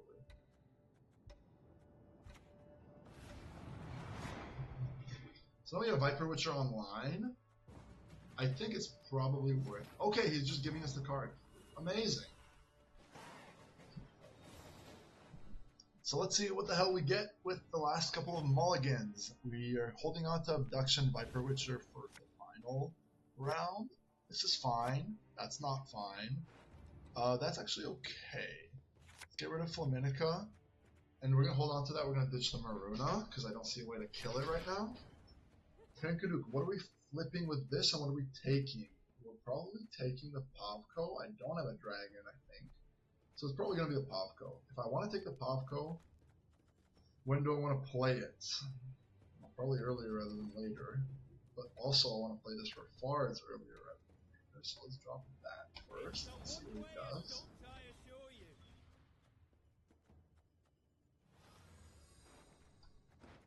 He's gonna go for just Harmony, popping off right away. Smart move. This Dana's gonna probably grow quite big. And we get it. That's sick. So I don't have actually a good way of triggering this. Oh my god, I can't even play this yet. This is so stupid. Yeah, that's my bad again. So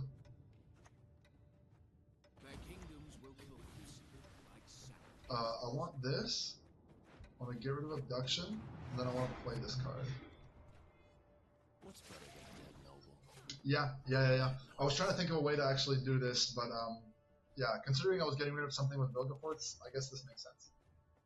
What the hell is this? Long live etc. Let's go with Peepco. Salty winds are blowing. Yeah, I could have had 2 damage from the bleed onto the Dana, but I wasn't quick enough. Rope gets you sometimes.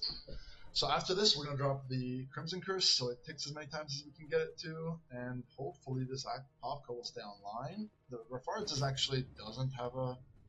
Okay, yeah, he's going to go for it. I totally agree. That's a great decision. Is there a way for us to hit this? Not immediately. I also could consider just Vincenting the Dana, but otherwise this Crimson Curse is not going to get full value, so I just want to hit it. Thinking about this Redania Knight and how best to deal with it. Yeah, that's pretty annoying. It's pretty annoying. I don't want to let these triggers dudes get graced. But like maybe I don't have a choice. I guess I can morgue for one of them. It's a little early. It's a little early, but we'll see. This also does, I didn't realize, but it does let me tank one of the damage with the morgue card. This is rough. Opponent's out of here. I don't know why everyone's just leaving if they're losing. Like, is everyone playing on their phones and just like exiting the thing? Like, okay, that was a little rough. Yeah. It took me like really until the last second to realize that I would not getting the abduction the way that I wanted to. Because once the Refards lived, you kind of have to use it. That's on me. I could have saw that coming a little bit earlier. So, everyone makes mistakes. I was a little doubtful whether it was right to use the Morkvark that early. It was mostly preventative for the Grace procs, is what I thought. I guess I could have waited until the Grace procs triggered, and then it would have been more buffed for me to remove, but like, that's fine. This way, hopefully I deny the Grace proc to begin with. Okay, we got some packages to choose from. We got Herald. I don't think I'm going to be playing Herald. Our warriors are none, except for potentially Delirium. Marauder is a warrior, but again, the pack is just not very inspiring. Zoltan warrior, different warrior, very good. We already talked about him. Elven Seer. I don't have a bronze special card for that. Could pull one out of Philavandrel. Crushing Trap is okay as well. But it is, introducing more 2-card synergies, and we already see how well our current 2-card synergies are going. Erland and 2 bricks. I probably am just going to pass. We're doing okay with this deck. It's not super duper great. It's missing some of those like top end cards, but so far we're doing well for ourselves.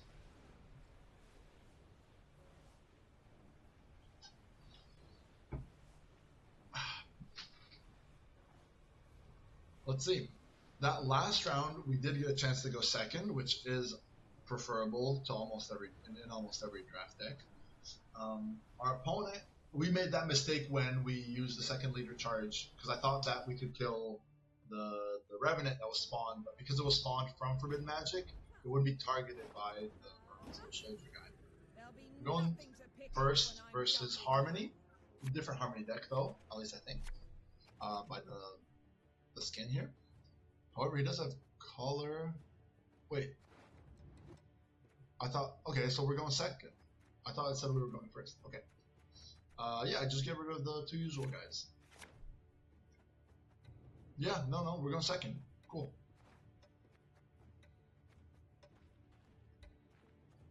So what does this look like? We're going to go with Kersaren first, then probably the light cavalry, but we will have to play this in the back, I think is optimal.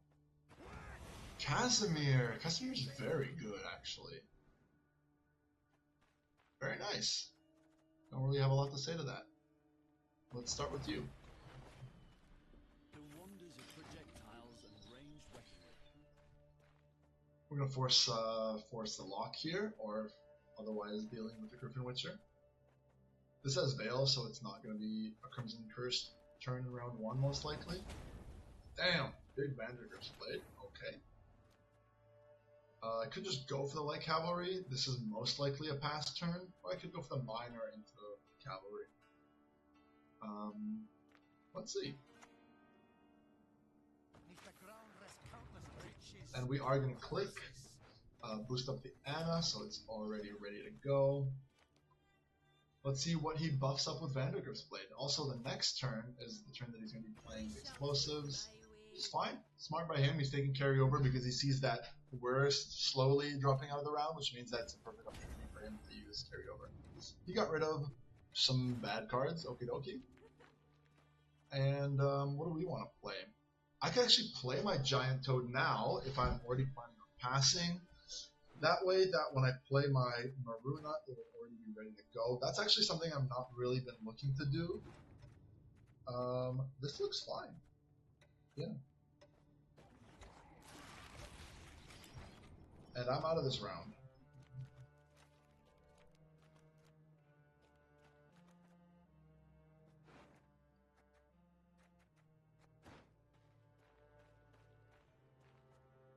Didn't get a chance to use Dead Man's Tongue. I mean, I still can. It's a little bit sketchy, but we'll see. He wants to play Artis. Okay, now, even if I play Dead Man's Tongue, if he passes, I just don't think we're catching up. So I think I gotta get out of here.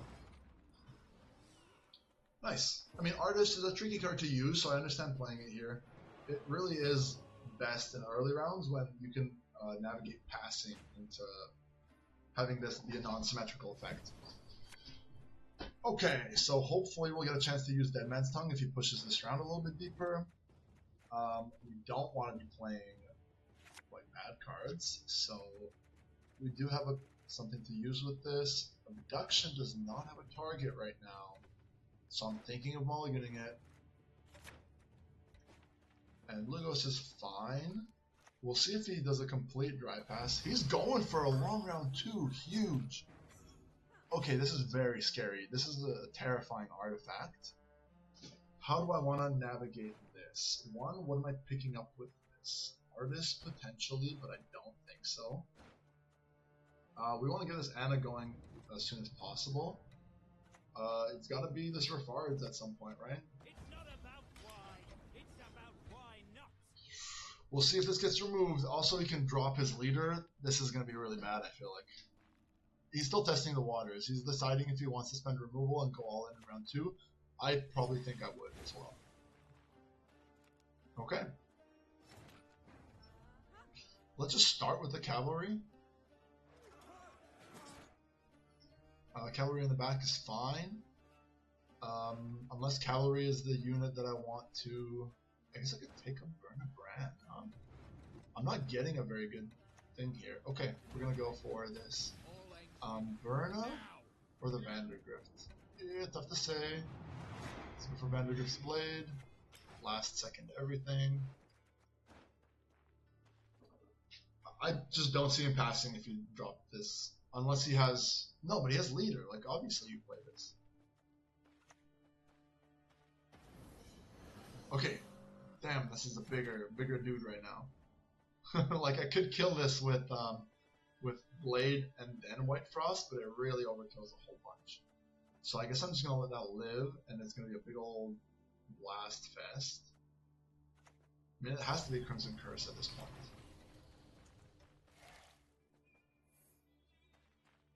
Alright. Let's see how bad it's going to be. Yeah, smart move. That was my best Morkvark target, because it already started at 1, so now I'm not getting as much value out of it. He's going just for full everything. I mean, he's getting 3 harmony procs every time he plays a card, so crazy. Just for you, love. He still has a card to play. Time to get our Witcher. Nice. That's gonna get 3 more procs. So we're gonna blast this with the Vincent. Because that has to get played. But we might, let's play Anna first, maybe? Maybe I can, no, I can't put this in the back either. I just need the Anna to get on board, so we do that. He might be just looking to get out of here, which I totally understand. We're gonna try and get catch up with Vincent. 3 harmony is just like a ton, by the way. What's he taking? He's taking Crimson Curse. Smart move. Okay, this Madman Lucas is looking terrifyingly bad. I mean, this Vincent, I want this to hit so that I'm not dealing damage to this with Blood Moon.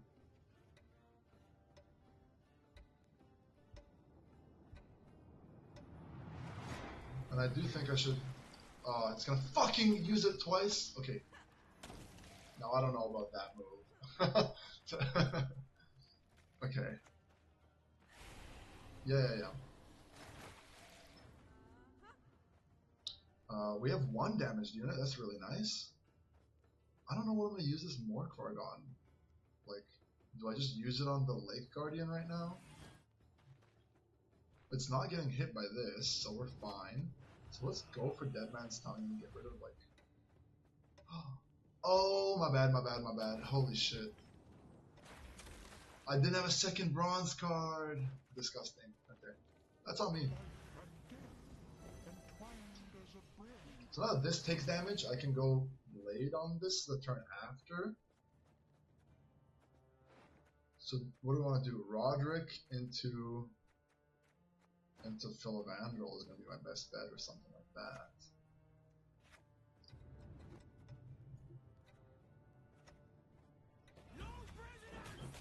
I'm just going to blast this.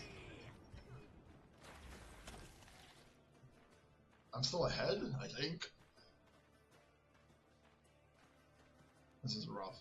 We're gonna go Vandergriff's Blade on the Smuggler, and we're gonna pray. I fucked up with the leader a little bit. Jeez, that's terrifying. Now this doesn't get me ahead, which is really sad. This kills the Harmony, but then I don't know. I have to play anyways. Does this get me ahead? 10? I think it does. Maybe not. Maybe yes? He loses 2, I lose... I gain 2. No, this does get him ahead. Okay. What's she gonna do? I guess I could have just like Vandergriff's Blade with this. Yeah. So now... Wait, now I lose 2 and I gain 2. Is that right? I gain 2 from this, I lose 2 from Bleed. Easy. Woo! Okay. Crazy. We survived this crazy scenario turn. He has a couple of boosts on this. I wasn't really tracking how many, but we'll see. Okay, my first Delirium, not good. Philavandrel, amazing. Flaminica, I just want to check if by some miracle it's good. I have 1 beast, it's not. Glynis is fine. This is not my card. The Glynis is actually excellent. Roderick. I mean, I'll hold on to it. Do I want to ditch Delirium? I guess it's another Assimilate proc, and I don't want to break into something. There is no shame in fear. Yeah. Okay. A second burnout? That shouldn't be too insignificant. Like with this limit, low cards in hand, it's likely that he's just discarding whatever he's left in his deck. Because he did have 2 mulligans in the last round. So he gets rid of some bad cards. Okie dokie. Roderick first. I don't know about that. Let's go for Delirium and see what the hell is this. Heimei for damage or Savage Bear? Do I have a Savage Bear in my graveyard? No. Well, I don't want to give him an opportunity to bleed, so we're just going to play this. And then we're going to have a Vandergriff's Blade next.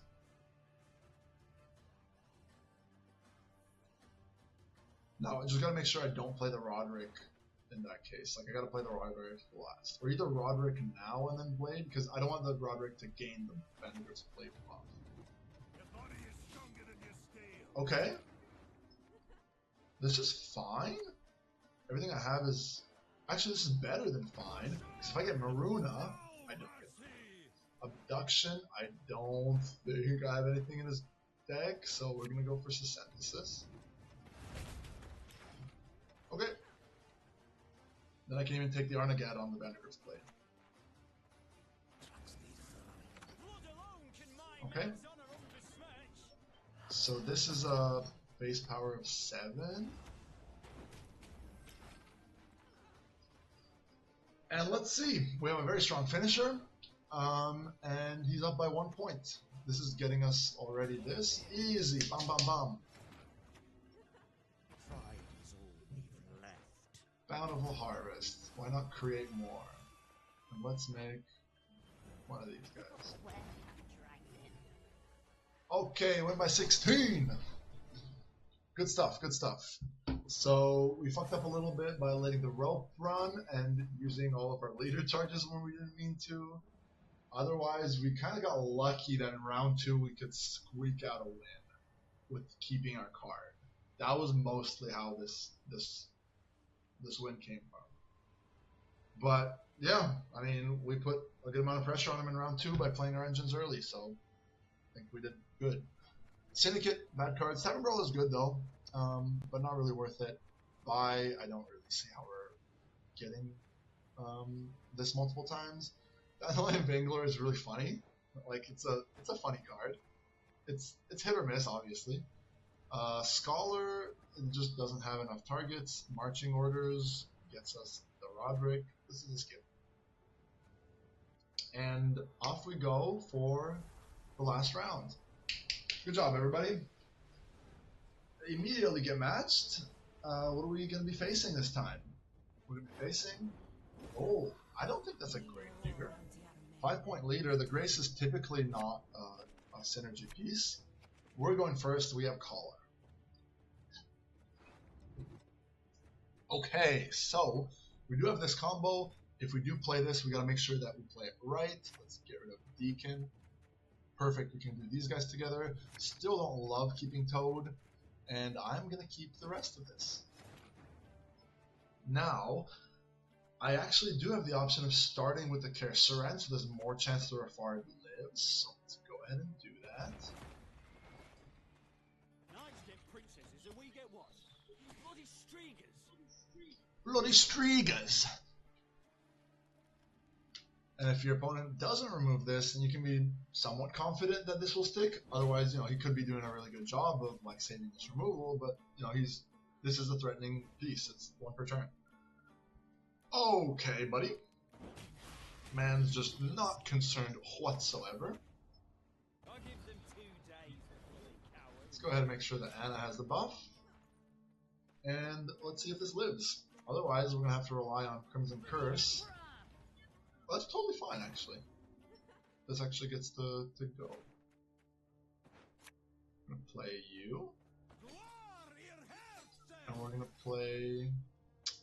I could go for Crimson Curse now. I am a little scared, so it's probably okay.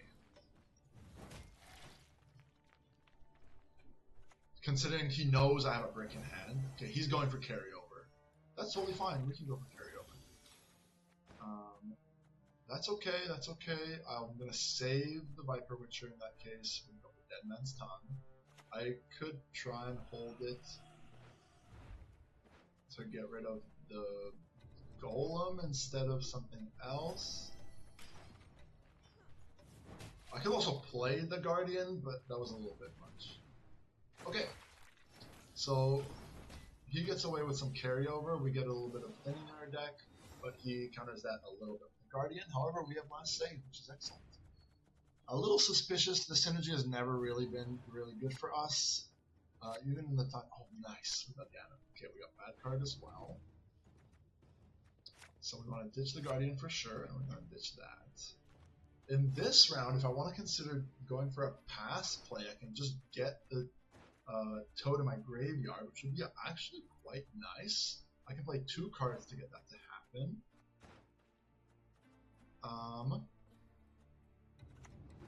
Oh, and the first card can be Delirium. Amazing. I want a human on my battlefield. So we're going to go with Delirium, and then we're going to go with a Toad, and then we're really happy.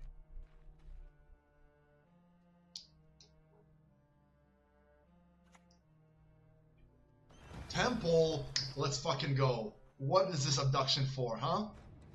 Let's go. Now we're changing strategies, for sure.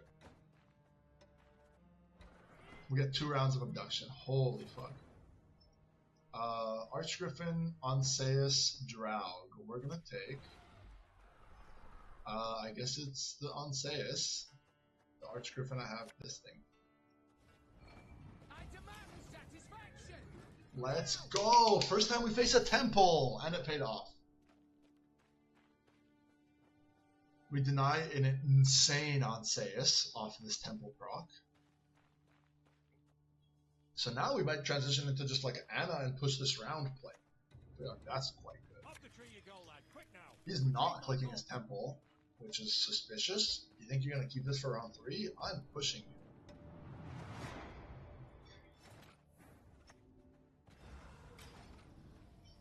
See ya later.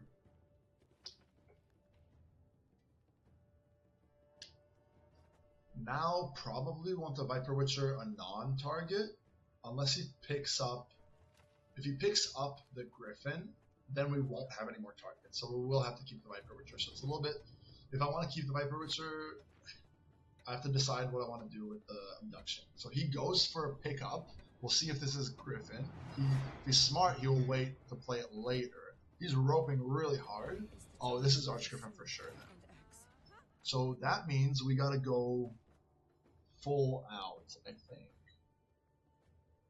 Do I want to just hold this on saves for longer? If that's the case, I gotta play something. I think we just give him another one of these, and we're gonna hold the Onseus.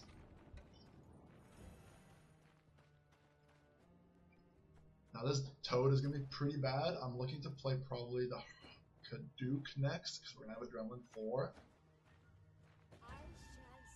That's cute. I don't know how you think you're gonna take that from me. I can even eat my guy now.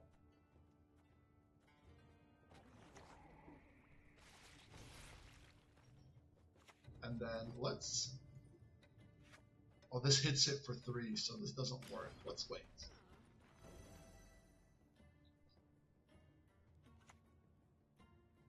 Do not fear. Find Okay. strength in faith. The more I wait, it's kind of getting trickier.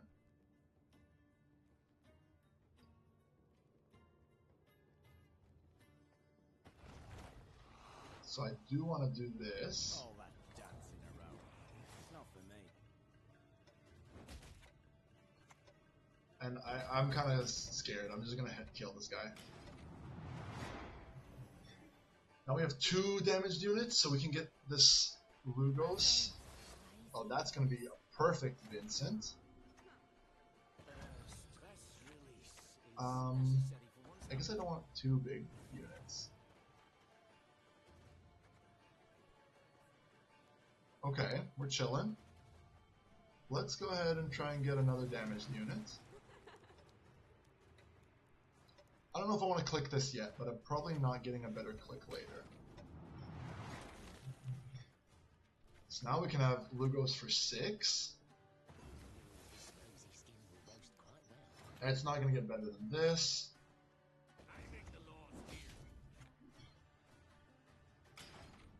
And then he's probably just waiting to play the dude. Good for him. I'm going to think about whether this is going to get me ahead or not. There's a great deal. Gezi! Good job. So, I think this is a good pass because I'm not killing this Gezi anytime soon. I don't even know if his, like, Griffin gets him ahead here. I don't think it does. So this is amazing. I guess I could have thought about 2-0ing him, but I mean, I'll hold on to my Morkborg for second Griffin and we're fine. And like, yeah, maybe I could have thought about it, but there wasn't. Oh, nice. Yeah, okay, that might have been a mistake for me. The opportunity was there if I kind of approximated how many points he had to go for the 2-0. That was probably a better play. It's tough to play though. Tough to play. But it was probably worth it considering I already had the Gezris at a +5, so that was a 6. So my Morkborg was already playing for 11. I had 2 points more that I could have gotten on my, or maybe if I moved the 2, I could have gotten 4 points more. I think I had a pretty clear road to win if I 2-0'd. So that's on me. I think that's a small misplay. Well, that's it, guys. Pretty clean run, 6 out of 7. We lost to the first guy, and if we go over why we lost, it was mostly just card quality. The strategy we both used was to push round 1, 2, and 3, and like he pushed with crazy good cards that, if you want to check the document, are in there, such as the Nilfgaard guy, Rians, you had Oak, and in general, the stuff that we were using to point slam to try and make the distance to get the pass just wasn't enough, and we weren't able to get ahead.